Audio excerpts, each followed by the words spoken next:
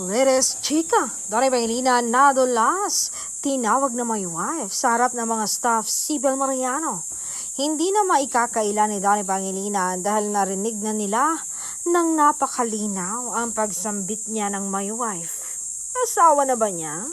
At kitang-kita pa raw nga ang paglaki ng mga mata ni aktor dahil sa pagkadulas niya. Si Bel naman daw ay kinilig dahil sa pula na ng mukha niya. Tinakpan lang ni Donnie sa mga bisig nito dahil sa niyakap niya ang aktres.